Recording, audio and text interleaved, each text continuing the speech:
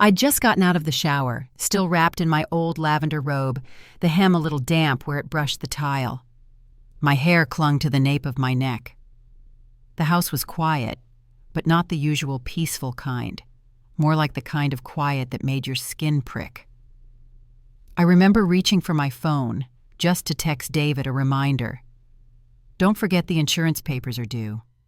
Simple. Routine. But when I pressed send, the little bubble hovered and vanished. No delivered, no read, just a blank nothing. That's when I heard the spoon. It clinked against ceramic, a soft sound, from the kitchen. Then Ivy's voice, hushed and slithering. We'll just dose her slowly. Nothing that would show up too strong. Just tip her balance.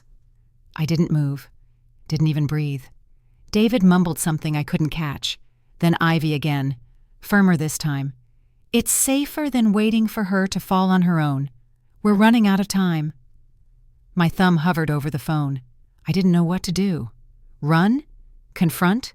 Call someone? I did none of those. Instead, I opened the voice memos app and hit record. I stepped backward, barefoot, careful not to creak the floor, and ducked into the pantry. Just behind the door, with the broom handle digging into my back, I listened to my daughter-in-law plot my death like she was planning a stew recipe, casual, efficient. Crush it into the chamomile, she said. She drinks it every night like clockwork. I could feel my heart in my throat. The lavender robe, damp and clinging, suddenly felt too thin, too exposed. Ivy giggled. Don't be dramatic, David. She's old. People fall. The spoon clinked again. A chair scraped. And then, footsteps. I stopped the recording and held my breath. The pantry door didn't open. They left the kitchen. Maybe upstairs. I waited 5 full minutes before moving. My knees ached. My hands were shaking. But I had it. A recording. A shred of truth. I stepped out, still silent. The tea kettle hissed low on the stove, and I knew. Whatever came next, I had just stepped into a war. One I didn't ask for, but one I would not lose. I locked the bedroom door before I pressed play. My hands trembled as I cranked the volume and leaned close, like proximity might make it hurt less. But it didn't. Ivy's voice oozed through the speaker like syrup gone sour. We'll just dose her slowly. I paused it. It wasn't just a sentence. It was a wedge, a crack that split the floor of this house wide open. For 23 years, I've slept in this room, under the same quilt Charles gave me the winter after his diagnosis. I've read by this lamp, poured chamomile into that same blue-rimmed cup Ivy once complimented, saying, "It feels old-fashioned in the best way." Now I wondered if she'd been studying me the whole time, like prey. I pressed play again. Crush it into the chamomile. Pause. That was the sentence that turned comfort into evidence. Every small routine became suspect. My nighttime tea, the orange pill organizer with the flaking white letters, even my own memory. I thought back to 2 weeks ago, when I swore I felt dizzy after my tea. Ivy said maybe I stood up too fast. David laughed and said, "You're not 30 anymore, Mom." I had smiled, shrugged it off. I feel sick now just thinking about it. I listened to the whole thing twice, then a third time with my notepad open. I wrote down every phrase, every pause, every shift in tone. It wasn't paranoia. It was planning. I set the phone down gently, like it was a baby bird, and slid open my drawer. Pulled out the tin where I kept old receipts, expired coupons, and things I thought I might one day need. Tonight, that tin became an archive. I slipped the phone in, along with the notepad, and clicked it shut. It was then I noticed the ticking. The little brass clock by the bed, the one Charles gave me to replace his presence when he couldn't sleep beside me anymore. It had always made a soft, comforting sound, but tonight it sounded loud, sharp, like a countdown.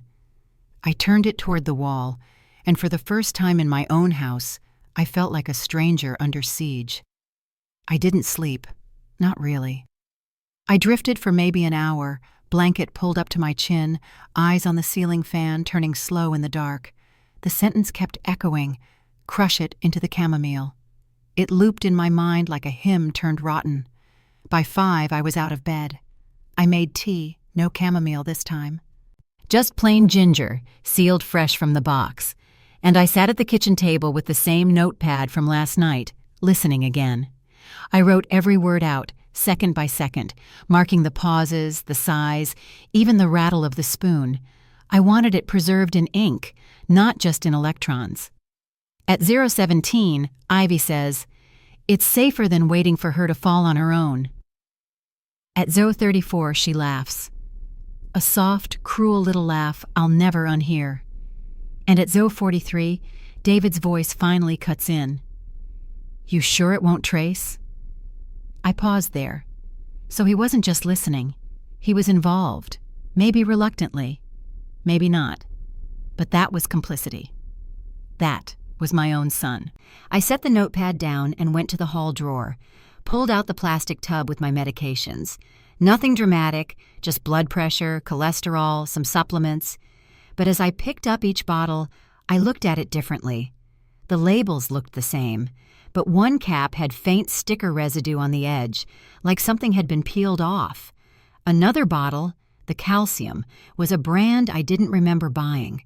My hand stayed steady, but inside me a scream was building. I went to the living room, opened the photo cabinet, and pulled out the little silver pill cutter I hadn't used in years. I lined the bottles up and took a photo. Then I photographed the bottoms, the seals, the lids. Evidence. Even if no one else believed me, I would believe myself. Back in the kitchen, the tea had gone cold. I didn't touch it. I looked around at the walls. Framed photos, the stitched prayer from my mother, the houseplant Ivy bought me last Christmas, everything in its place. But none of it felt safe anymore. I said it out loud for the first time. "They're trying to kill me." Not a whisper, not a question, a fact. And I would not go down quietly. I showered again that morning, even though I hadn't broken a sweat. It wasn't about dirt, it was about control.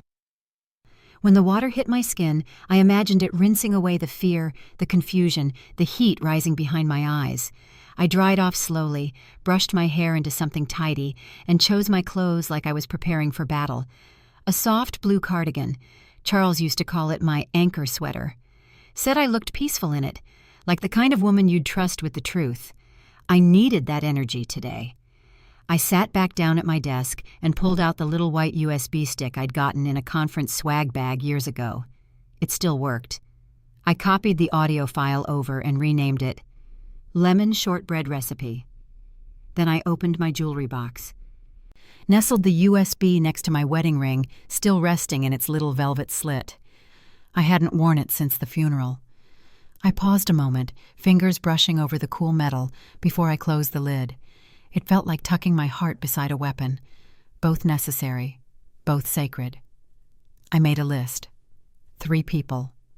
Martha, my neighbor of 15 years, once a nurse, sharp as a tack. Lydia, my garden club friend with a daughter in law school. And Bernice, sweet but no fool. The one who spotted the banker's trick when her cousin's account was drained. I didn't know yet who I'd call first, but I knew I needed someone. This couldn't be a solo mission. I turned off the kitchen lights, walked back into the hallway, and stood still. That kind of stillness that isn't surrender, but strategy.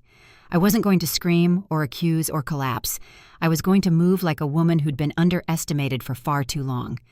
That's when I heard the door, keys in the lock, hinge creaking, a gust of outside air. David's voice floated up from downstairs.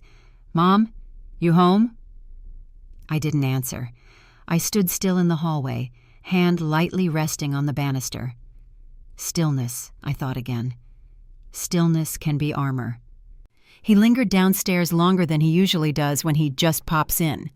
I could hear the fridge open, the clink of the juice bottle. His footsteps padded across my linoleum like he still owned the rhythm of this house. I moved quietly. First stop, the hall closet. The folder marked medical. It wasn't much. An old bone density scan, a printout from my primary doctor, and a couple of pharmacy receipts. I added them to a fresh manila envelope and wrote Miski across the front. Innocuous, but I'd know what it meant. Then I went into the spare room, the one that used to be Charles's study before we turned it into storage. The scent of paper and lemon oil still clung faintly to the air. In the back drawer of his old desk, I found it. The life insurance file. We'd both signed it years ago. It wasn't a big policy, not really. Just enough for burial, maybe a little left over. But my breath caught when I saw the rider page, tucked behind a newer signature line. I didn't remember signing that. I took a photo of the form, front and back.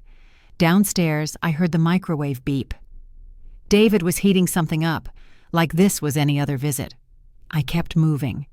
In the kitchen drawer, under the rubber bands and twist ties, I found the old grocery list Charles wrote in pencil. Gala apples, cinnamon sticks, mint tea. I folded it once and slipped it into my pocket. No reason, just I needed something real in my hand. Then the chipped ceramic mug, my favorite.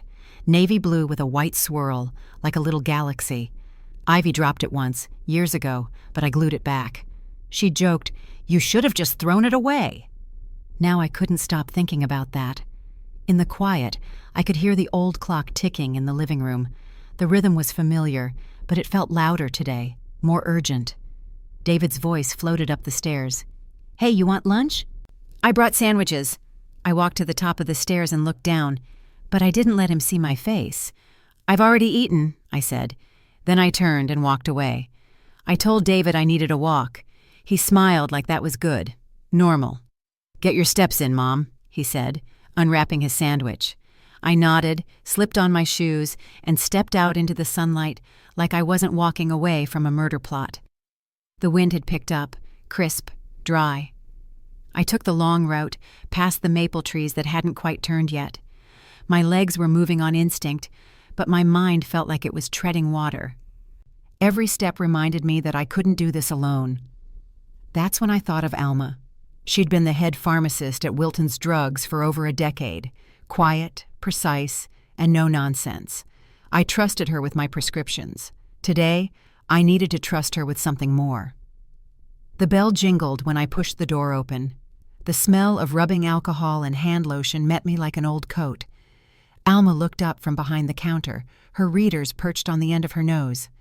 "Well, you're a sight," she said warmly. "Need a refill?" "Actually," I said, "I need to talk." That got her attention. We moved to the consultation booth. I waited until the curtain was drawn before pulling out the pill bottle photos, then the notepad, then my phone. I didn't say much, just enough. Her face didn't change, but her eyes sharpened. "Play it," she said. I handed her the phone and a pair of earbuds. As the recording played, I watched her hands. She didn't flinch, but she did pause the audio once to rewind. Then again. When it ended, she exhaled. Slowly. "This is real," she said, looking straight at me. I felt my throat close up. I thought maybe I was losing my mind. "You're not," she said flatly, "and you're not crazy. You're targeted." She tapped her fingernails on the counter, then stood. "I can help you test those pills quietly. I know someone who might still have a contact in elder law, and in the meantime, write everything. Dates, times, exact phrases. It matters." She printed out a dummy sheet, potential drug interactions, and stapled it to make it look like a regular visit. "You came in for clarification," she said, handing it to me. "Now go home and act normal." I stepped back into the sun, the paper warm in my hand. For the first time in days, I felt less alone. I didn't go straight home. I made one more stop, quiet and quick, to the bank. Wilshire Federal, same branch I've used since Charles and I first opened a joint account. The inside smelled like printer paper and floor wax. Mrs. Landry was behind the glass, her gray bun a little looser than usual. She looked up and smiled. "Back so soon?" she asked. I nodded. "Thought I'd simplify a few things. Just me today." Her eyes flickered, just for a second. Then she buzzed me in. We sat at her desk while I asked about revoking emergency access, updating alerts, and reissuing secure login credentials. All things I never used to bother with. I was always the type who trusted. That was my problem. Mrs. Landry didn't ask questions, but her voice was lower than usual when she said, "You'll receive confirmation of every change by paper mail as requested. Nothing digital unless you say so." I signed the forms with hands steadier than I expected. Back home, I went straight to my desk, logged into every account, banking, savings, health records. I printed everything, not just balances but transaction histories, every withdrawal David made on my behalf, every transfer Ivy suggested for efficiency. I highlighted them one by one. Then I opened the metal filing cabinet in the corner, one I hadn't touched in years. Inside were blank folders, dusty statements, and the original checkbook Charles used to sign in thick blue ink. I added a fresh file marked Control. Into it went the receipts, the log I started, the notes from Alma, and the printouts. Every sheet a small rebellion, every staple a quiet scream. In the back of the cabinet, I found something I forgot I'd tucked away, a glass jar labeled in fading Sharpie, for someday. Just loose bills and coins. I used to slip extras in when I could. I held it in my lap for a moment, my hands curled around it like a lifeline. Then my phone buzzed. David. I let it ring. I watched it blink, buzz, go still. Then I locked the filing cabinet. That call could wait. My life couldn't. I told them it was just tea. Something light, something to catch up. Martha brought her lemon bars. Lydia came with a bouquet of rosemary and mint from her windowsill. Bernice, bless her, walked in with a folded crossword and a bottle of ginger ale like we were still in our 40s solving puzzles on my porch. We sat in the sunroom. The light was kind, diffused through the linen curtains Charles had hated for being too dainty. I let the silence stretch before I spoke. "I need your help," I said. That was all it took. The shift was instant, teacups lowered. Brows raised. No one laughed. No one asked, "What do you mean?" Martha leaned forward. "Tell us what you can." I didn't give names. Not yet. But I told them enough. Strange feelings, a suspicious bottle, a voice memo I wasn't ready to share yet. The weight of feeling watched in my own home. Lydia's mouth went tight. "My daughter works at a firm downtown. She handles elder law and financial abuse, quietly. If you need someone to peek at anything, paperwork, signatures, she can." Bernice nodded slowly. "You got cameras?" I blinked. "No." She pulled something from her tote bag, a small black object shaped like a desk clock. "Looks like nothing. Records on motion. My niece used one for her daycare just in case." I took it. My hands were sweating. Martha, who'd been quiet, finally spoke. "You said you need help. Do you want to disappear from this, or do you want to win?" I met her eyes. "I want to survive." "Then you need more than tea and sympathy," she said. "You need proof. Cold, timed, and unarguable." We talked for another hour, half strategy and half comfort. When they left, they hugged me like they already knew I wasn't fragile anymore. After the door clicked shut, I sat alone with the clock in my lap. It ticked softly, mechanical, harmless. I turned it over.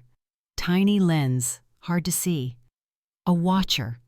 For once, the watching would be mine.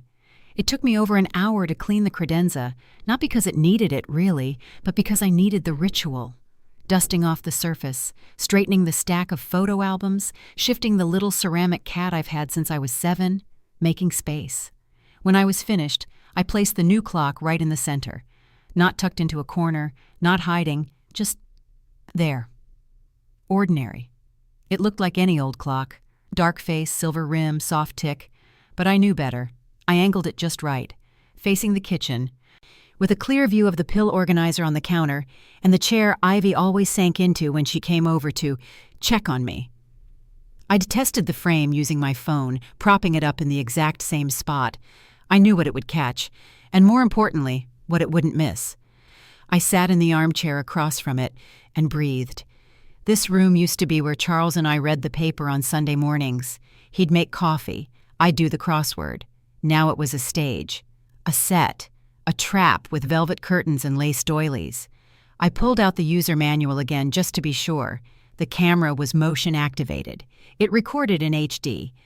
It uploaded to a cloud account Bernice had set up for me using a dummy email address. TNQuiet47. Something. Clever girl. I practiced too.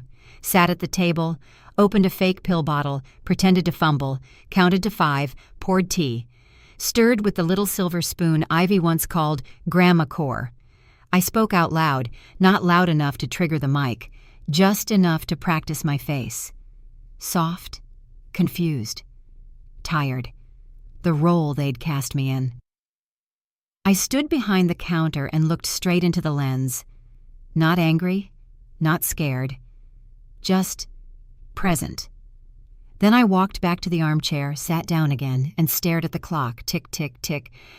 It watched, and so did I. I whispered one word into the empty room. Ready. I curled up on the couch around 3:15, blanket over my legs, book resting on my chest. The room was lit just enough to show everything in soft detail. My head leaned back like I dozed off mid-chapter. I hadn't, of course, but that's what I needed her to see. The chamomile tea sat on the counter, still steaming, a fresh cup, no sip taken. I'd used bottled water and a bag straight from the sealed box Alma gave me. It was bait. And bait only works if you make it look like a gift. At 3:28, I heard the door creak open. I didn't flinch. Ivy's voice floated in, syrupy sweet. "Mom, I brought those ginger snaps you like. Thought you might want a little company." My heart thudded so loud I thought it might echo. She moved casually, too casually. A rustle of grocery bags, the refrigerator opening. Then, the softer sounds. The ones that mattered. Pills rattling, a drawer sliding, paper shifting. I kept my breathing steady. Light, even. Like the kind of nap you don't want disturbed. Ivy stayed maybe 7 minutes. Just before she left, I heard her phone buzz. A pause, then quick taps, texting someone. I kept count in my head. 5 keystrokes, space. 3 more, send. She left as if nothing had happened. Didn't even close the front door all the way, like she expected to come back. I waited 60 full seconds, counted them. Then I stood, pulled off the blanket, and went straight to the credenza. The camera light blinked twice. It had recorded. I connected it to the old laptop Bernice had scrubbed clean for me, opened the cloud backup, and clicked play. It wasn't dramatic, but it was there. Ivy opened the pill organizer, swapped Tuesday and Thursday's compartments, palmed something, glanced toward the couch, typed a message, smiled, then walked out. I paused the frame just as she touched the orange bottle with the peeling sticker. Print screen, saved, backed up twice. I wrote one thing on a sticky note and pressed it to the file folder. Day 1. Because I knew this wouldn't be the last. I spent the morning creating copies. 3 versions of the same file. One labeled groceries, one March budget, and one with no label at all. Each one lived in a different place. The first, tucked inside a hollowed-out book on the shelf.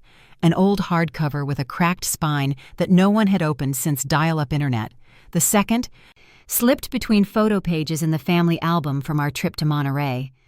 The third, nestled in the bottom of my sewing tin under the bobbins and a needle pack with yellowing corners. I hadn't sewn in years. But today, it became a vault.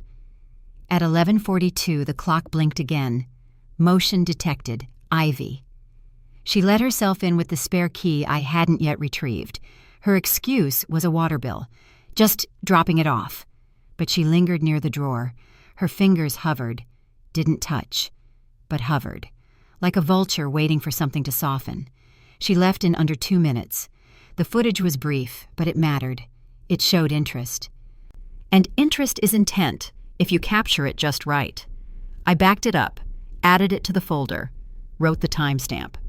Drawer hover, 11:42 a.m., no touch, still counts.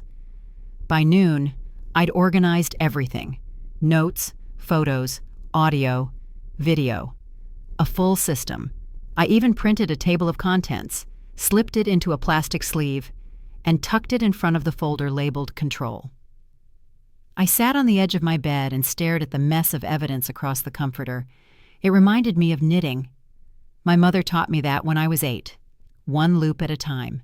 Sometimes you don't see the pattern until you've done 10 rows, but you keep going. You don't stop until it's whole. That's what I was building. A pattern, a narrative, loop by loop, day by day. I stood, locked the front door, lowered the blinds until the light dimmed into a safe, dusty gold.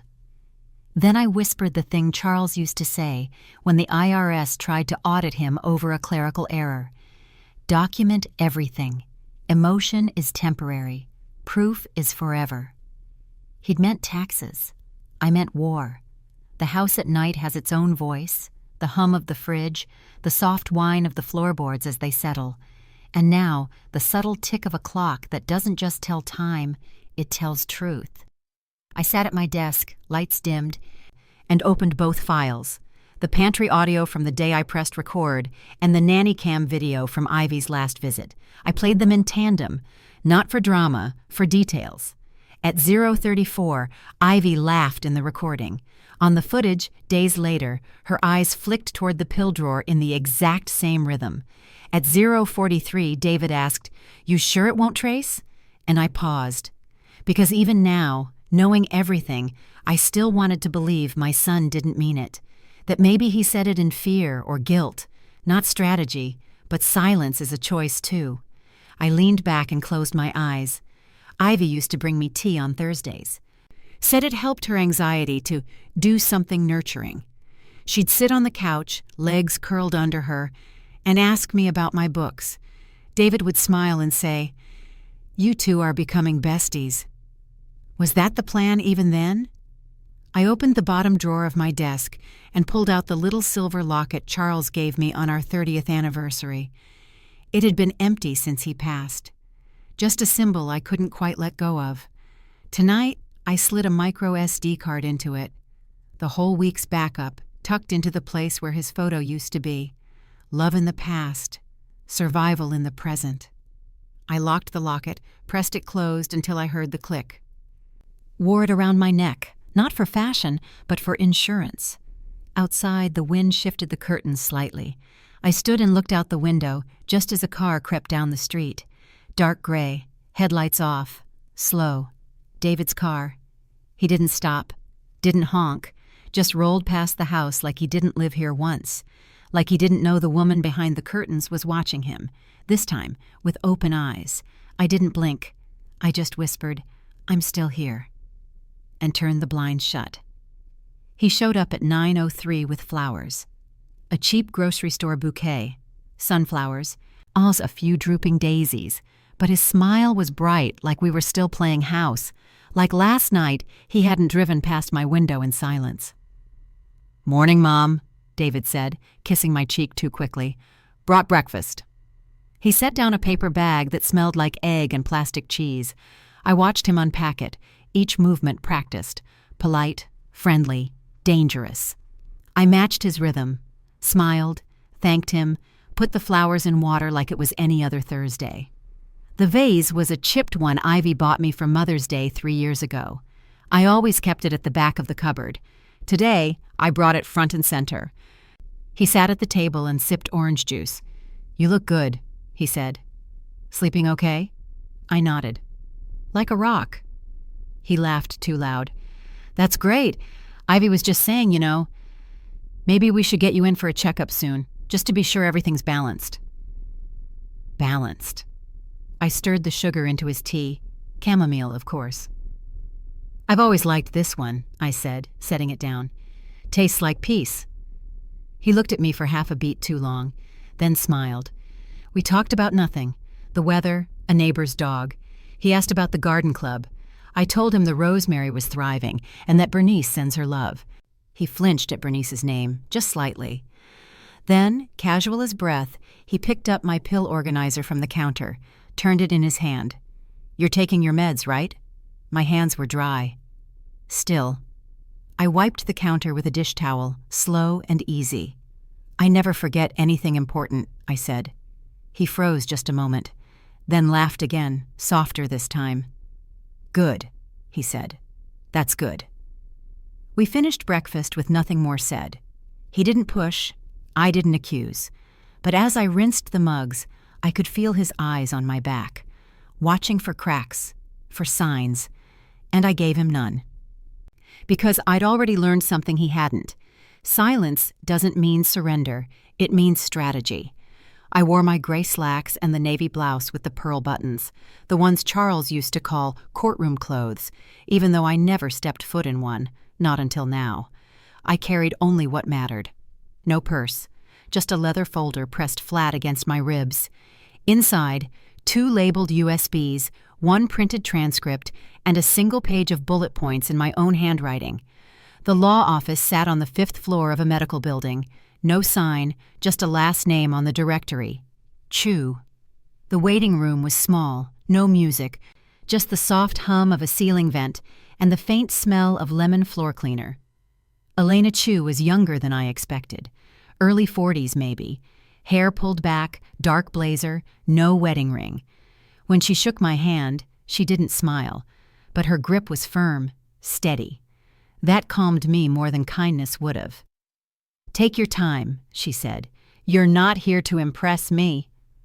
So I told her. Not everything, but enough. I showed her the clips, let her read the transcript. Her eyes never widened, never narrowed. She just listened, pen tapping lightly against the edge of her desk. When I finished, she closed the folder. "You're more prepared than most," she said, "and you've done the right things. Backups, logs, third-party validation." She ticked off words like a checklist. Intent, opportunity, pattern. "You're not crazy," she added, gently but firmly. "You're under threat. There's a difference." I nodded once. That was all I could manage. She outlined our next steps.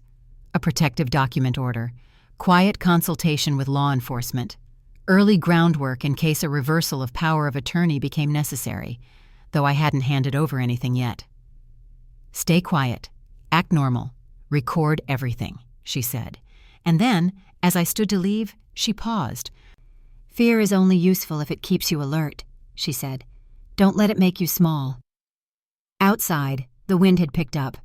I took the elevator down and stepped into the parking lot, feeling taller somehow, even if my knees shook a little.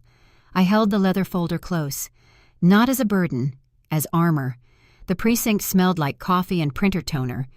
I sat in a gray plastic chair that squeaked every time I shifted, the leather folder resting across my knees like a sleeping animal. Detective Carla Menendez walked in without fanfare. No badge on display, no uniform. Just a dark blazer, a plain bun, and eyes like a locked filing cabinet. "Mrs. Adams," she said, nodding. "Let's talk." She didn't smile, but she didn't need to. We sat in a small interview room. No cameras, no mirror. Just 4 walls and a legal pad. Elena had arranged it quietly, under the radar. "No official complaint yet," she'd said. "This is reconnaissance." I told Detective Menendez everything. Again. Every word of Ivy's whispers. Every shift in David's gaze. The bottles, the footage, the pill swap. Even the tea. Especially the tea. She didn't interrupt. Just scribbled notes in clean, square handwriting. When I showed her the video, day 1, with Ivy swapping pill compartments, she leaned in slightly. Not gasping, not shocked, just focused. "Do you still have the compromised pills?" she asked. "Yes," I said. "Sealed and in a separate bag. I never touched them again." She nodded. "You've done more than most," she said. "Frankly, more than some detectives I've worked with." That surprised me. I think she saw it. "But," she added, "we need one more thing." My throat tightened. "What?" "An attempt," she said. "On record.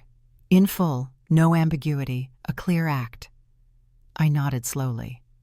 "You want me to keep pretending?" She looked at me then, really looked.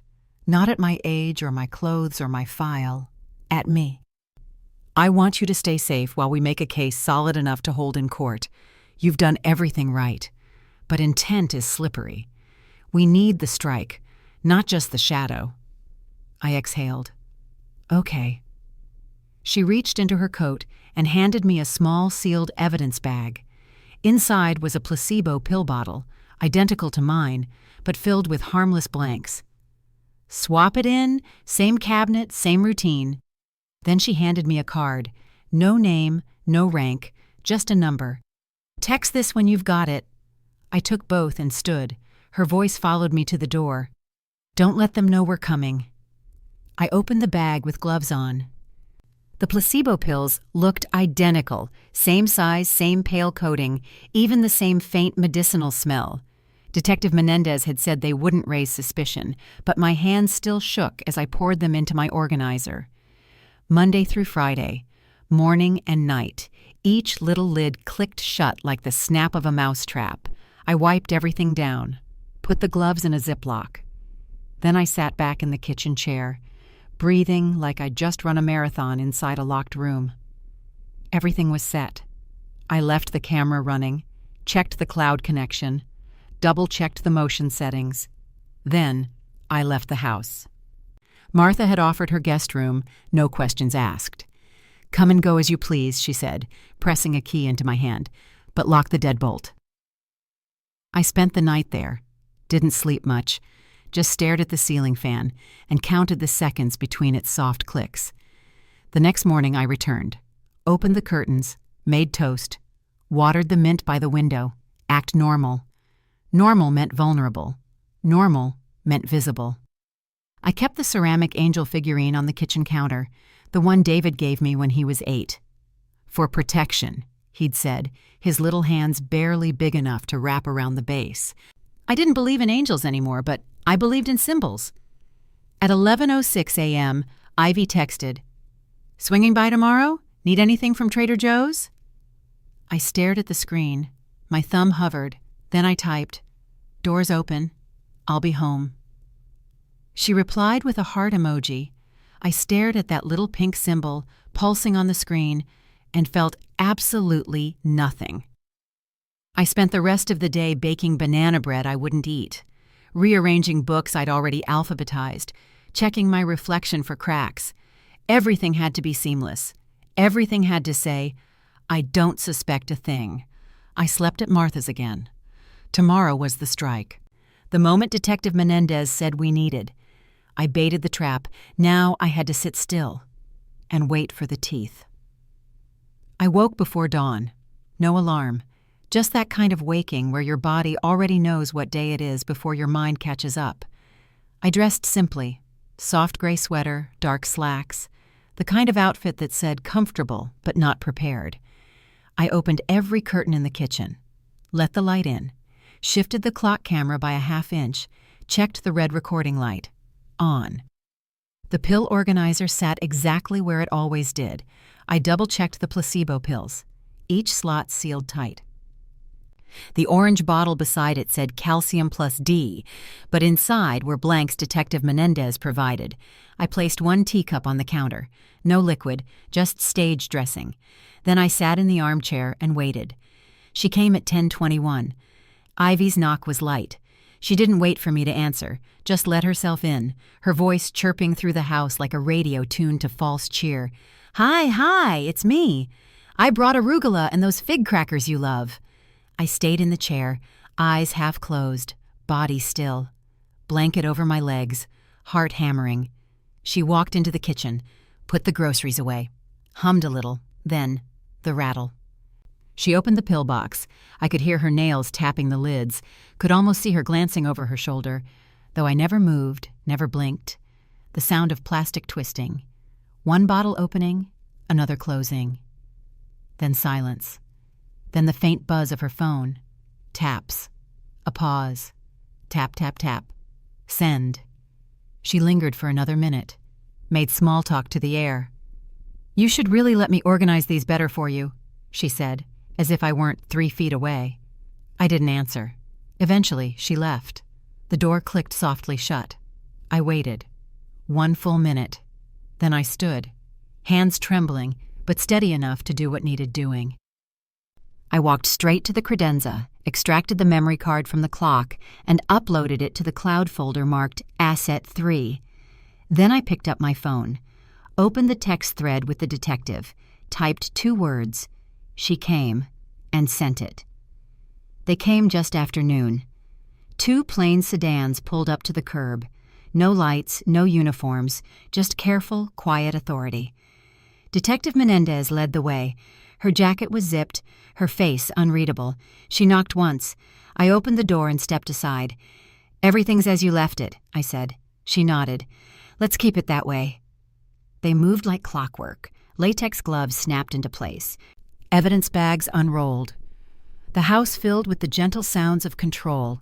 Ziplocs sealing, labels being written, soft murmurs exchanged. The pill organizer went first. Each compartment was photographed before being removed. One officer read the days aloud while another bagged them. Monday, Tuesday, Wednesday, tampered compartments marked. The fake calcium bottle followed. Fingerprints on the cap, residue under the rim. They took the tea mug, too, the one Ivy had lifted absent-mindedly as she talked, leaving 2 clear fingerprints on the handle. "Get a sample swabbed," someone said behind me. I stood in the kitchen, spine straight, arms folded. The detective glanced at me briefly. "You did well," she said quietly. "We don't often get footage this clean." I nodded. "It wasn't easy." "I know." They removed the clock camera last, placed it into a padded evidence container like it was fragile glass. "Footage already copied?" she asked. "Triple backed up," I replied. She almost smiled. They moved quickly, but thoroughly. Every item touched, every drawer noted. And still, somehow, they moved with care. Like the house meant something. Because it did. At 12:47, I heard a car door slam. I froze. "David." His voice floated up the driveway. "Mom, what's going on? Are you okay?" I stepped to the doorway, but didn't cross the threshold. He was halfway up the walk, frowning at the unmarked cars, his keys still in hand. "What is this?" he asked. "Are you—" "Don't come in," I said. He blinked. "Why?" Behind me, an officer stepped into view, clipboard in hand, badge visible. David's face changed. Not rage, not confusion, something colder. He didn't ask another question. He just stood there, silent. And I closed the door. They called me in for an official statement the next morning. This time it wasn't a quiet side room. It was a proper recording booth, the kind with a camera above the table and a little red light that blinked with every syllable. I spoke clearly. No shaking voice, no tears. I described the sounds, the swaps, the patterns of Ivy's footsteps in my kitchen. I listed the days and times. I even quoted Ivy word for word. "It's safer than waiting for her to fall." Detective Menendez listened, eyes steady, pen silent. When I finished, she reached across the table, not to touch me, but to slide over a single document. "Official warrant has been approved," she said. "They're being brought in for formal questioning today." My fingers brushed the edge of the paper. "Will I see them?" She shook her head. "No, and you don't need to." That night, the house was quiet in a different way. Not fearful. Empty. I made myself dinner. A single plate, napkin folded neat. I poured chamomile tea, not as bait, but as comfort. I didn't drink it, just let the steam rise as I ate slowly, breathing between bites. The kitchen had always been my heart. It was where I fed people, where I mourned, where I taught David how to make scrambled eggs without burning the pan. It was where Ivy hugged me the first time she called me Mom. It was also where she plotted to erase me. Now, it was mine again. I cleared my plate and wiped the counter. The ceramic angel stood near the stove. I touched its wing lightly with one fingertip. The phone rang. Detective Menendez. Her voice was calm. "They've both been charged." I swallowed. "With what?" "Conspiracy to commit attempted murder, tampering with a vulnerable adult's medication, financial exploitation. Several counts." I nodded, even though she couldn't see it. "Do I need to appear?" "Not yet," she said, "but we'll be in touch. You've done more than enough." After we hung up, I looked around the kitchen one more time. It didn't feel like a courtroom anymore. It felt like a home with the locks changed, and I had the only key. Detective Menendez didn't call this time. She came. It was late afternoon, the sun pouring gold across the front steps when I saw her car roll up. She carried a slim folder, wore no expression, and asked if we could talk inside. I led her to the kitchen. Again. We didn't sit. She opened the folder and slid a single page across the counter. My name, my birthday, a life insurance policy, high value, new, taken out just 3 months ago. Your signature, she said, was forged. I stared at the looped M at the bottom of the page. The way the tail of the Z in my last name curled unnaturally. Too precise, too clean. David was listed as the sole beneficiary. The premium had been paid out of a joint account Ivy and David opened using my name, but with her email address. This wasn't spontaneous, Menendez said. They'd been setting it up for a while. She flipped the page. Emails, Ivy, messaging a financial planner, asking how soon she could access funds under a durable care clause, claiming I was showing signs of mental decline, that she wanted to step in before it was too late. The planner had flagged the language, but nothing came of it, until now. They called it concern, I whispered. Menendez nodded, and they almost pulled it off. We stood in silence. The refrigerator hummed behind us. The angel figurine caught a shaft of sunlight on its wing. Did David know? I asked. She hesitated. Enough to be guilty. That was somehow worse than knowing he let it. He didn't protect me. He let her decide I was worth more gone than alive. I picked up the forged document, the paper warm from the sun, and held it like something foul, like it might stain. I don't even remember the last thing I said to him, I murmured. Before all this. Menendez was quiet. He'll remember. She took the folder back and placed it in her bag. Trial prep begins next week, she said. You'll be kept informed. After she left, I sat at the table, the forged signature still burned into my eyes. It was my name, but it wasn't my hand, and nothing about this had ever been accidental. The courthouse smelled like paper and old paint. I sat in the second row, coat buttoned tight, scarf wrapped at my throat like armor. Elena Chu sat on one side, silent and composed.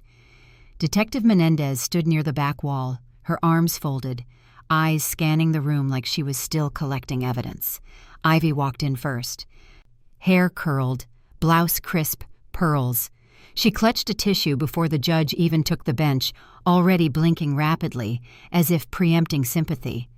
David came in behind her. He looked smaller than I remembered, sunken, not like a man accused, more like a man exposed. He didn't look at me. The hearing was procedural, a decision about moving forward, not a verdict, but it still mattered. The courtroom buzzed with quiet tension, every shuffle of paper sounding louder than it should. The prosecutor began with the recording. My voice first, then Ivy's. We'll just dose her slowly. People in the gallery shifted. Someone whispered, "Oh my God!" Ivy closed her eyes like she was offended by her own voice, dabbed the tissue to her cheek. No tears. Then came the photos. Stills from the camera. Ivy standing at my pill organizer, texting, glancing toward me. The prosecutor read her text aloud. She's out cold, moving Thursday into Monday. Easy. Gasps again. David didn't flinch. Elena leaned in. You don't have to speak today, she whispered. Just breathe. But I didn't need the reminder, because for the first time in weeks, I wasn't holding my breath. I watched Ivy as the judge flipped through documents, frowning deeper with each page. I watched David as he stared straight ahead like a child waiting for a punishment he didn't understand. And I sat still, because they weren't just hearing my words, they were hearing me. The me they tried to silence with tea and sugar and concern. The judge spoke at last. This matter will proceed to trial. Ivy's hand trembled. David blinked slowly, and I stood without help. Outside, the air was sharp and cold, the kind that bites your lungs before you can speak. I didn't say anything. I just wrapped my scarf tighter and walked on. Elena called late that afternoon. "Do you want the short version or the full play-by-play?" she asked. "Start with the cracks," I said. She didn't laugh, just exhaled. Ivy went first. Her defense called her a misunderstood caregiver. The prosecution opened with the recording, then the pharmacist. I leaned back in my chair, the one by the window, the same spot I used to sit when Ivy asked, "Are you sure you took your pills today?" "They confirmed the compound?" I asked. "Yes. Trace amounts of diphenhydramine and something else. Not lethal, but enough to cause confusion, loss of balance." "And she still claimed it was an accident?" Elena's voice darkened. "She said she meant to help you sleep better, claimed she didn't think it would harm you, but the timestamps killed that angle, the texts, the substitutions. What about David?" She paused. "He's playing dumb. Says he didn't understand what Ivy was doing, but we introduced his message. Just make sure she's not up walking around after." I closed my eyes. He knew. Yes. He didn't act, didn't warn you, didn't stop her. Silence stretched between us like a wound. I wanted to believe he was just swept up, I murmured. But that takes effort. You don't get swept up and plan insurance fraud. "There's no more doubt," Elena said. Not in the room, not in the jury's eyes. Even the judge asked Ivy to clarify her concern for the third time. And she cracked, said she was tired, confused. I looked at the teacup in my hand. The steam had gone cold, still smelled like chamomile. "Elena? Did they play the video?" "All of it. Full screen. You sleeping on the couch. Her swapping pills. Her texting someone. The gallery was dead quiet." I swallowed. "Good." She was quiet a moment, then said softly, "They're running out of places to hide." The sky outside had turned pale, a winter dusk creeping in early. I pulled the blanket over my knees and stared out at the garden. My garden, where truth bloomed eventually, even when they tried to bury it. "I didn't go to the courthouse," Elena offered gently, said she'd sit beside me, that the courtroom was calm, respectful, that the judge had warned against any outbursts or press presence. But I said no. I'd already sat through enough rooms where people doubted me while smiling to my face, so I stayed home. I cleaned the kitchen until it shined, lit a candle near the sink, sat by the window with the angel figurine beside me and my old ring dish holding nothing but memory.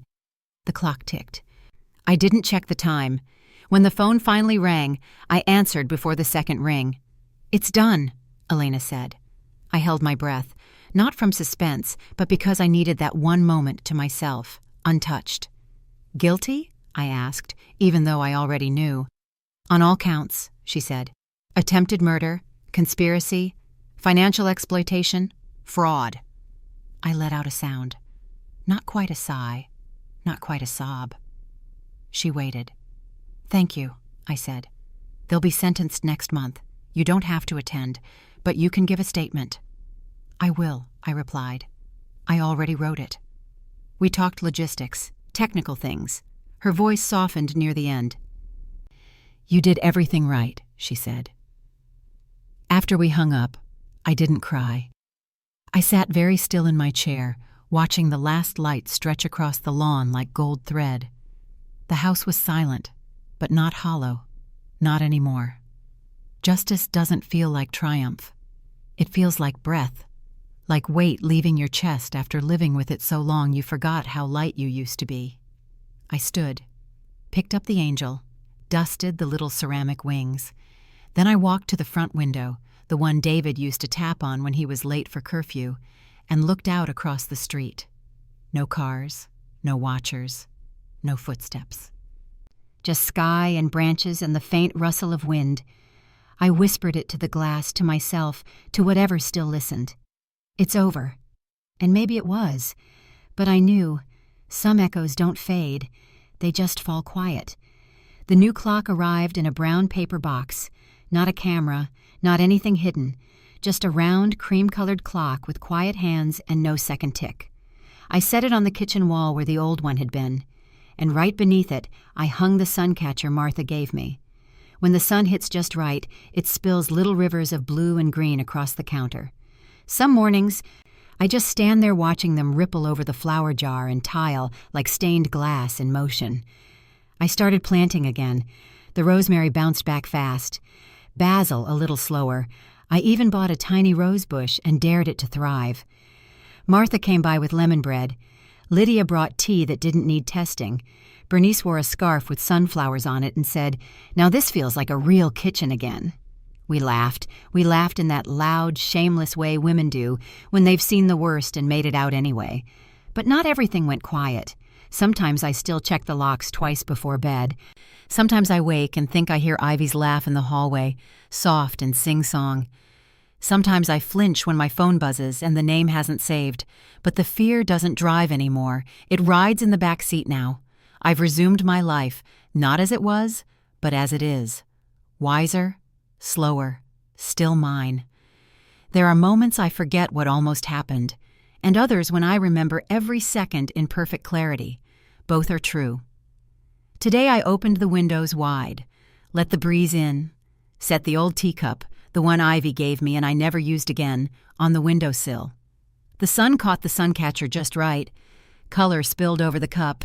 I didn't move. I let it happen. Then I whispered to the room, to the quiet, to the air that had once held poison and now held light. I'm still here. If you're watching this, you've made it to the end, not just of my story, but of the moment that could have ended me. I want to tell you something, woman to woman, or daughter to mother, or stranger to stranger. However you found me, however you're sitting there now, this is what I need you to know. I almost didn't press record. I almost told myself I was being dramatic, sensitive, maybe tired, maybe confused, because that's what they wanted me to believe.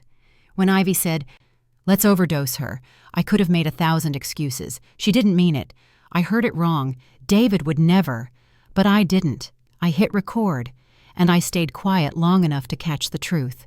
Here's what I learned. Concern can sound like love when it's really control. Helping out can be a leash if you're not careful, and if someone suddenly wants your pills, your paperwork, and your passwords, run that math twice, especially if they smile while doing it. I'm not telling you to be afraid. I'm telling you to pay attention. I wore the same robe for 5 years. I made the same tea every night. I let people help me without asking why they were so eager. Now, I read the labels, I read the room, and I read the silence. You don't have to raise your voice to fight. You just have to document, write it down, save the file, take the photo, back it up, say it out loud, even if only to yourself, because silence isn't surrender, it's strategy. And if you're feeling like no one would believe you, start with me. I will, because I lived. Now I ask you, what would you have done? If you heard your own daughter-in-law say, "Let's overdose her," and the camera fades to black.